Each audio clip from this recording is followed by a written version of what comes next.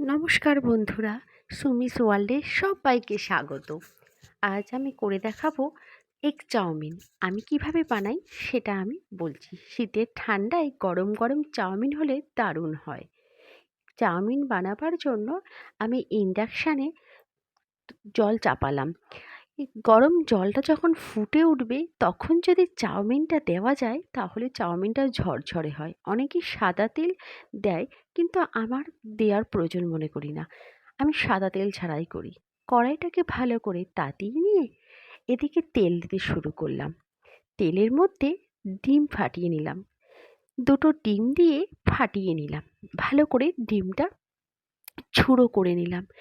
এই ঝুড়ো ডিমটা চাউমিনের মধ্যে থাকলে খেতে কিন্তু ভালো লাগে, ডিমটা যখন মুখে পড়ে। এই ডিমের মধ্যে নুন গোলমরিচ ছড়িয়ে দেয় অনেকে, আমি এখানে দিইনি, আমি এরমই পছন্দ করি। এরপরে ডিম ভাজার পরে আর একটু তেল দিলাম। আমার রান্নার সবসময় উদ্দেশ্য থাকে কম তেলে মুখরোচক খাবার। ভেজে নিলাম এক মুঠো চিনেবাদাম। রোস্টেড হলেও ভালোই লাগবে খেতে, যদিও আমি অল্প তেলে ভেজে নিয়েছি। বাদামগুলো যখন একটু লালচে হবে তখন তুলে নেব। বাদাম ভাজতে ভাজতে একটা কথা বলে নিই, দেখতে ফুড কালার দিয়ে বা কাশ্মীরি লঙ্কা দিয়ে রান্না করলে ভালোই লাগে, কিন্তু সেটা রোজ খাওয়া শরীরের পক্ষে ভালো না। শরীর বাঁচাতে গেলে অবশ্যই কম তেল মশলা খেলেই ভালো লাগবে। স্বাদ আর কম তেল দুটোর ব্যালেন্স করা দরকার। ওদিকে আমার জল ফুটে গেল। ফুটন্ত জলে চাউমিন দিয়ে দিলাম। এবার এই চাউমিনটাকে ভালো করে নাড়াচাড়া করে নিতে হবে, যাতে চাউমিনটা একটু সিদ্ধ হয়ে যায়। হাতে চেক করে একটু দেখে নিলে আর একটু সুবিধা হয়। বাদামটা কিন্তু আমি সর্ষের তেলেই ভেজেছিলাম। সর্ষের তেলে বাদাম ভাজলে গন্ধটা ভালো লাগে। কিন্তু চাউমিনটা করবো সাদা তেলে। সাদা তেলে রসুন কুচি দিয়ে